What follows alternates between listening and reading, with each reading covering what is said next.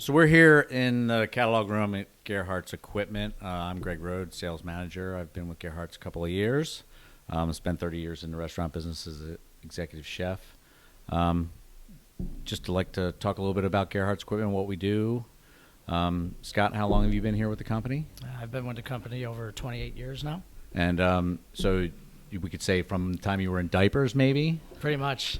The year before I was born was when the company was founded by my father. 1969, correct? Yeah. And Mark, you've been the vice president.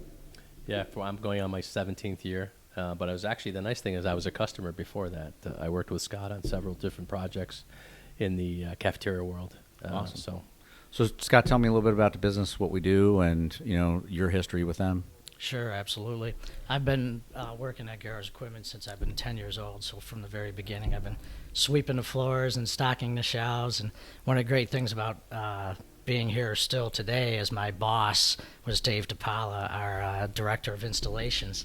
And he was always the one directing me what to do. So he's still here today, and it's still absolutely fantastic to have him here. And obviously along with my father, who still works every day. So sweeping floors, stocking shelves.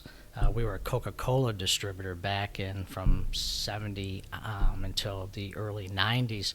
So I used to deliver Coca-Cola, decompress all the Coca-Cola tanks, which was a very difficult job, but it was fun and I enjoyed it. And went off to college thinking I would never ever join Gerharz Equipment again. And get roped into the family business kind of thing. Yeah, I didn't want to actually. Right? I saw how hard my father worked, and I always thought I was going to go off to some big city and be an advertising executive or something like that. And I started doing that. I worked for Consumer Trends magazine and was doing marketing with them. And all the people I worked with were going off to start their own small business. These are people that, had I been there 15, 20 years, I might have worked up to their position, and they were starting some small business from scratch. So a lot of entrepreneurs. Yeah, absolutely. And I thought to myself, boy, my father's got this kind of burgeoning small business here that's kind of either going to have to move forward or kind of wither away. Talked to one of my financial professors, who I happened to just see recently, as a matter of fact, which was kind of cool because my son's thinking of going to Ithaca College, where I went to school. Very and cool. I saw her, and I reminded her that she gave me the advice that put me on the road to where I am today, and she had no idea who I was whatsoever. She was like, She's like, what? you were in my class. Yeah, exactly. So anyways, Alka Brahmhinkar directed me to come to work for the family business, and it's been fantastic ever since. So we've got 50 years of Gerharz Equipment since 1969. 40 years is our longest employee, Dave DePaula. Mark, you've been here 16, 17 years. Mm-hmm. So there's been a lot of changes. Tell me about what Gerharz is now. I mean, we're in this new building. We've merged with we've bought another company. We've grown. We're continuing to grow. Tell us about today. What is Gerharz Equipment about today? What do we do? Sure. I just walked one of our good customers through the years. He's been a customer of ours since the mid-'90s. Wow. Slices Pizza in the Stoop. Very He cool. was in here the other day, and he said, "Man, I can't believe how much this place has changed since I met you in the early '90s." We're not stuck in the 70s anymore. He said, "Boy, you're really taking us to the next."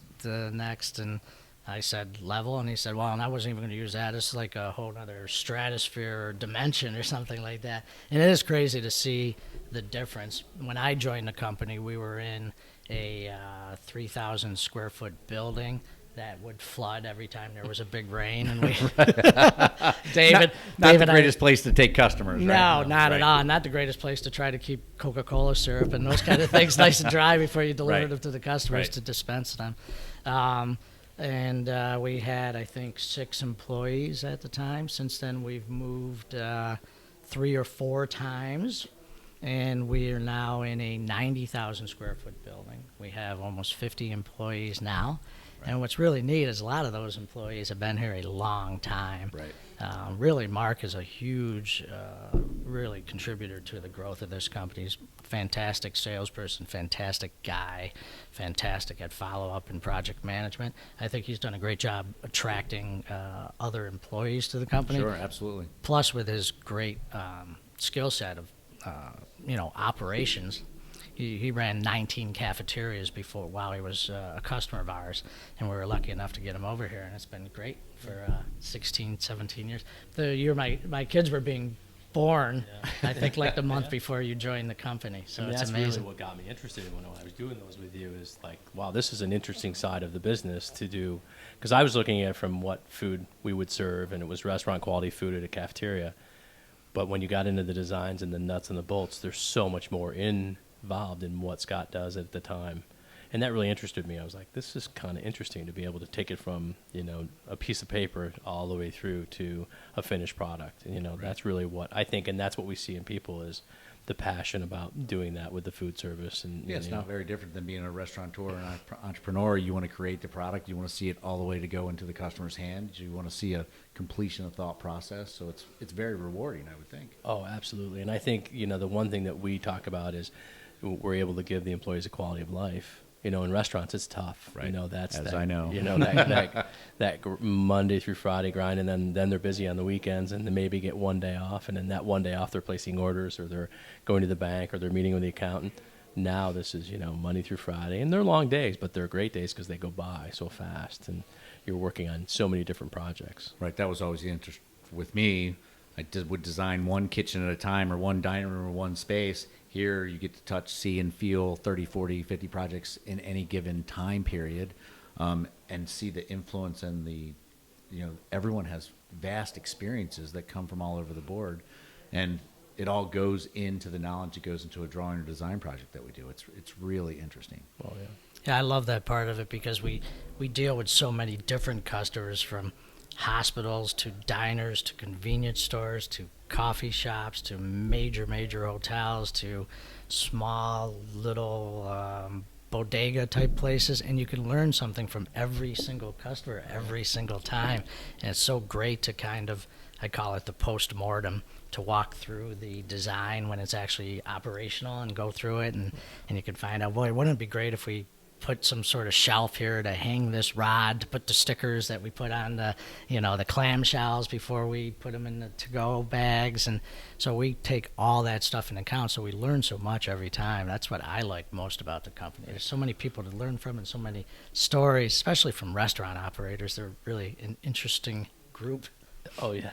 So for people who aren't familiar with Gerharz equipment, tell them about what we do. Like, what do we do soup to nuts? Like, what is our focus on a day-to-day basis? What do we offer to the customer? I mean, it's basically, I use the witty, what is important to them, and listening to their concerns and their needs and what do they want to do. Just this morning we had a lady in, she wants to expand into a new space right next to her existing restaurant. And it was, just listening. What are your problems? What are your issues that you need us to try to solve? What do you want to achieve? Yeah, what is your wish list? Right.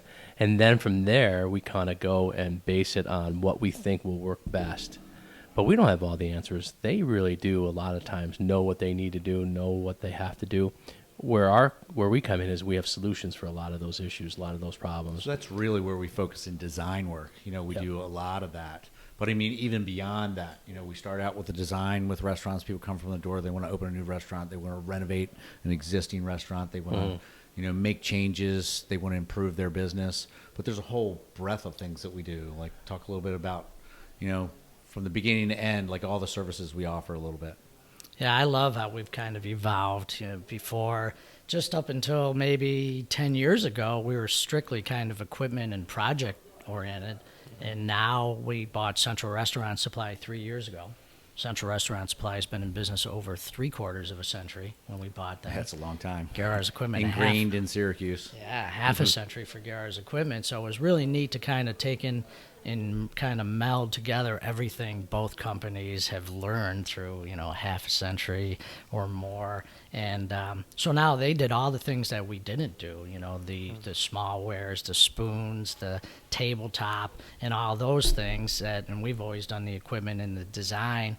And now to kind of take their smallwares kind of program and their tabletop program and add to it the consultative thing that we've always done with the design and equipment. We've got 2 interior designers on staff now that can help lay out this wonderful tabletop that have the glassware and the stemware and the bread and butter plates and the proper forks and knives to really kind of round out the experience for the restaurant owner and their customers coming in and having. Yeah, that's one of the food things I'm always really impressed about is the knowledge we have about furniture and dining room layout and what works and comfortable chairs and how you can get the maximum amount of people in a space and the knowledge about furniture, indoor or outdoor. We have this vast experience of what works, what doesn't work, and then you throw in the tabletop there. And I mean, how many restaurants do you think you've designed since you've been here for 17 years? Oh my Lord! Throw a dart at it. 50 a year? No, it's probably in the 300 to 500 range. But just a perfect example is this morning I was watching the news. I got up early, and there is Brandon Roth from Channel 3, and he's at Fairmount Fire Department. Early in the morning. I did that kitchen, and when I did that kitchen, I remember saying to them, "What do you want to do? How do you want to do this?" And we've expanded it since, but they're using it, and I was like, "Wow, this is pretty cool that." We did that kitchen, and we're one of the reasons why they've been so successful and been able to expand their menu and been able to, because what we do is when we think about it, we build in these things that, hey, if this changes tomorrow, what are you going to do if this changes? Because trends change and things change. So, 300 to 500 restaurants, but, it's a tough business. We all know that, and we all know that as many go in, go out. But, in our area, Syracuse has seen a complete resurgence in restaurants, and I think we're part of that resurgence because when you look at how many restaurants we've done, it's exciting. And, you cool. kind of get like that pride and like, we've been there, we've done that. I try to keep track of the places I go into and mentally go, oh, we did the kitchen here, or we redesigned the dining room here, or this is the third location for this owner we've worked with, or this guy's third generation. Talk about that a little bit. We've got a couple customers that are third generation that we work with. That makes us so proud. On our 50th anniversary party that we had when we first moved in here, to see some of these guys who've been, the Pavones from Pavone's Pizzeria, and Gino and Joe's guys, and the Zeb's guys, and, the Kirby's folks. They've just been doing business with us for 40 years. Boreo's, I think we're third generation with those guys. Right. It's really such a sense of pride. But I make sure we eat at every one of those places. I do my best to never eat at a chain restaurant, unless that chain restaurant is a customer of ours. But I think we've done a few of those one too. One of the keys to that is we don't do that. We don't sell customers what they don't need. Right. Or they'll come in and say, "Oh, I want this." Really think about, and go through the pros and cons. And at the end of the day, if that's what they want, that's what they want. But we talk more customers sometimes out of things than we do into things because service agents and track record and price and quality and all the things that go. Because when does the piece of equipment go down? Friday night on the busiest time of the day, or on a Saturday when there's no service agents. I'm going to say I'm going to call Mayor Olson. He's going to help me out. But we pick the phone up. That's the other thing. Exactly. That's what's changed the biggest in my mind. It's 24 hours a day now. I mean, everybody can text or email. And so last night at 9:00, I got a text. Hood's down. What are we going to do? Yeah, I think Mark just kind of touched on it a little bit. What I love is we still have that kind of old school customer service, consultative, relationship driven mentality every time we deal with a customer. We truly, truly want that customer to succeed. We really, really do. These are our friends. These are our neighbors. These are the people who drive the economy in our city. Oh, yeah. We want that to be a success, right? And we want them to come back and say, boy, I really love dealing with Gerharz equipment. Gianelli Sausage, we just went down to see them on a whole big project they got going for some home meal replacement thing that they're doing. They have this amazing factory there. But the owner there said, man, I call you for everything. I texted him when I was in the middle of the ocean on my cruise last week, and he was like, that's the kind of thing that I expect from you guys. Sure. Like, you're a big part of this, of all the education and knowledge and all the sales trainings we go on. Yeah. You're leaving Sunday for 4 days. And training's a big thing for us. Where are you going to be? We're going to Chicago for a 4-day training with our buying group, and we'll see 25 different manufacturers over a 4-day period. Intensive training about what's good, what's better, why they do things they do, what separates them from the competition, how we deal with service agents, how we reach out for more information, make sure we're designing the right product for the right space, all those types of things. Like, it's intensive. Yeah, and I think you're a perfect example, because when you joined us, even said, how many times have you said, "Oh my God"? 30 years as a chef, and you walk through the doors going, man, I know everything there is to know about equipment. I've done countless projects with you guys, with Dick in particular, and I felt, wow, I have a good, solid base knowledge to be able to come into this business. I have a lot of transferable skills, things of that nature. I had absolutely no idea what I was getting myself into, just from a product knowledge standpoint. Right. I mean, they're just refrigeration in itself. I mean, you can buy a refrigerator for $400, or you can buy a refrigerator for $4,000, and there's so many different options and reasons why you buy one or the other all across the board. Yeah. So there's a lot to learn for sure, and that's what I mean. Like if I know as a chef I want to do X, Y, Z, I know what I want to do, but hopefully you guys know what is the best way to do it. Exactly. So many people just get on the internet and say, I'm going to get the same, under-counter freezer that I used at my last place, and without even thinking about, well, which way should the freezer be hinged? Is it front breathing? Is it going to be pushed up against a wall? Does it have the cubic capacity that you need? What's the ambient temperature? Absolutely. Is this a freezer that's going to hold up well? Is it going to maintain temperature? If you're in and out of it every minute of the day, maybe it's not going to maintain temperature. Is it right across from the charbroiler? Is it in close proximity to your fryer? Right. And that's why we truly kind of help your dreams come true to be a restaurant owner and make sure that you can succeed. I mean, obviously there's a lot more than buying the right piece of equipment, but to just get on the internet and buy the thing that you think you needed may not necessarily always be the right piece. But it's even about the value. It's like, what's your budget like? But the reality is, how long do you want? Can we get parts for this product? Do we have a service agent that's going to back it up? Does it have the right warranty? Do you want it to last a year, 2 years, 3 years, 10 years? There's people that come that Dick's done jobs for that are on their third generation. They come in here and they're saying, I still have XYZ piece of equipment you sold me 25 years ago and it still works. People don't, if they're going to be in business for a time period, sometimes it's about the quality, not necessarily the price. And a lot of times they say, you talked me into it. I was going to buy that other piece. I'm so glad I followed your advice. I hear that all the time with my father. And that's an important aspect because, when you think about their cost, when they're opening a restaurant or when they're operating a restaurant, their equipment is a major piece of what they do, and how much they're able to expend depends on our design and what we talk about and what we do. So we understand that, but I think it's good when you see a customer go, thank you.